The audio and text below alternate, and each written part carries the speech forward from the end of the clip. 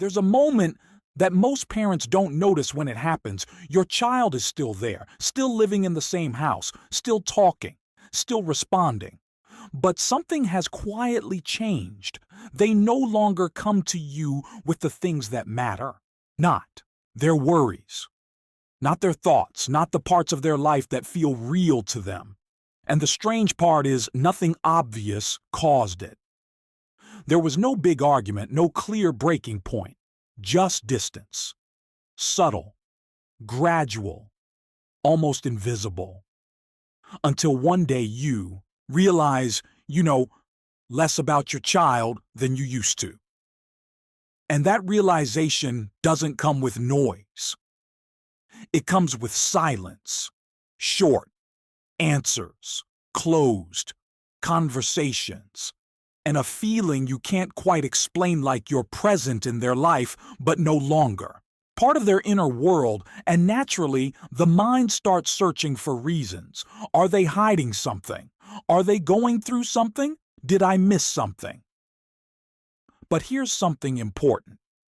Communication does not disappear randomly. It adapts according to developmental psychology. Children are constantly learning one thing: what feels safe to share and what does not. And this learning does not happen through words. It happens through experience, through repeated emotional patterns, through how their environment responds to them. In neuroscience, this is closely connected to something called emotional safety, a state where the brain does not feel threatened by expression. When a child feels emotionally safe, their prefrontal cortex remains active, allowing them to think, process, and communicate. But when that safety is disrupted, even slightly, the amygdala becomes more active. This is the part of the brain responsible for detecting threat. And when the brain senses threat, it shifts from connection to protection. Protection often looks like silence. So the real question is not, why is your child not talking? The real question is, what is their brain protecting them from? Because in many cases, they are not avoiding. They are avoiding a feeling.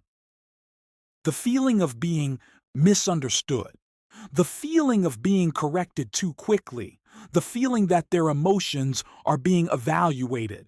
And most of the time, this is not something parents do intentionally. It happens through small patterns, small reactions that seem normal but carry psychological weight. For example, when a child shares something and the immediate response is advice, correction, or solution. The intention is care, but the experience can feel different.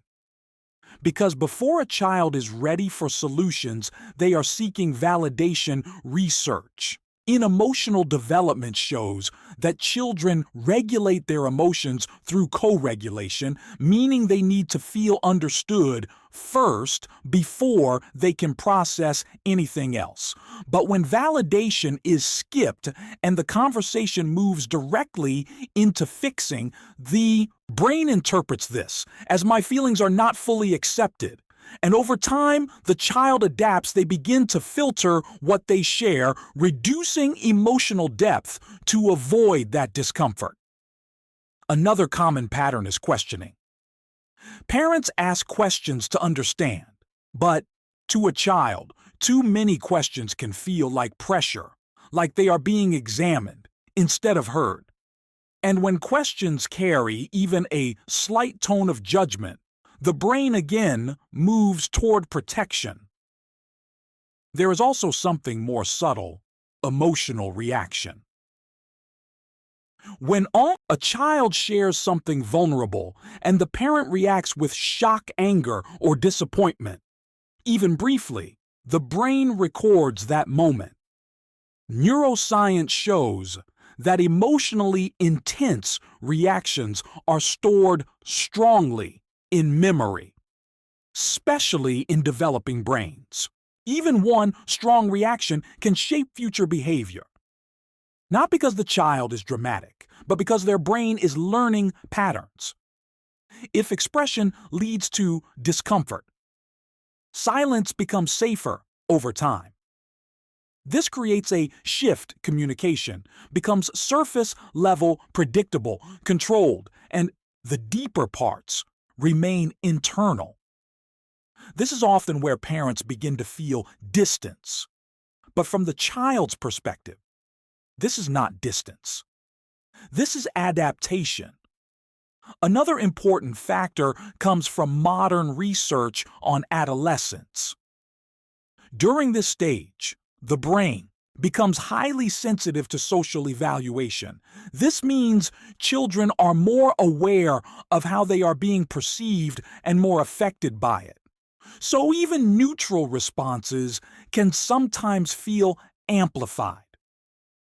If there is any uncertainty about how they will be understood, they may choose not to share at all because the risk feels too high. And this is where a deeper misunderstanding happens.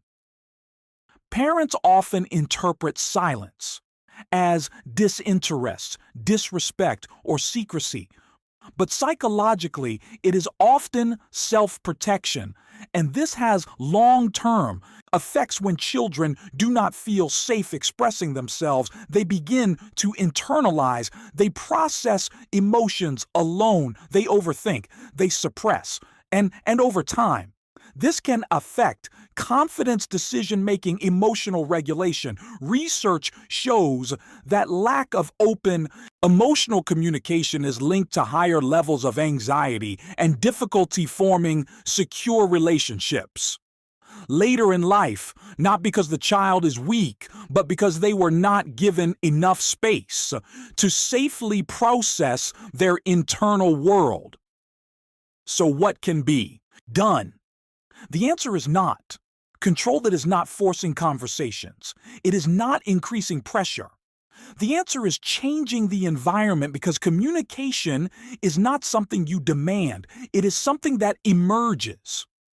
When conditions feel right, the first shift is listening without interruption. Allow the child to complete their thoughts, even if they are unclear, even if they are slow. This signals safety. The second shift is validation, not agreement, but understanding. Simple responses like, "That makes sense," "I understand," "Why you feel that way," help regulate the nervous system. They reduce the brain's sense of threat and open the door to deeper communication. The third shift is reducing immediate advice. Not every moment needs a solution. Sometimes presence is more powerful than answers. The fourth shift is emotional regulation. Your reaction matters more than your words.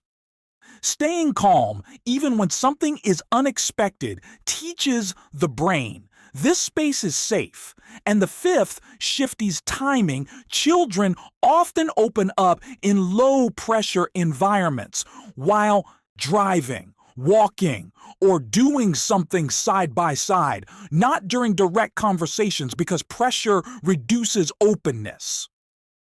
And perhaps the most important shift is internal letting go of the need to control the conversation, because connection grows in freedom, control, and slowly, when these patterns change, something begins to shift.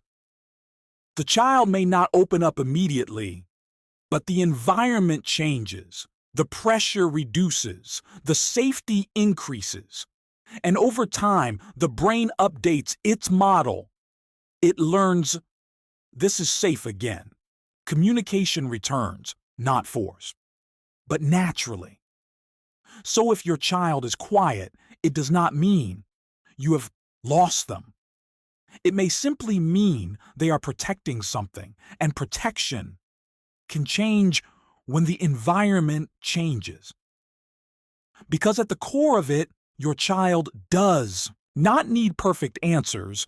They need a safe place to be understood, and that place can still be you.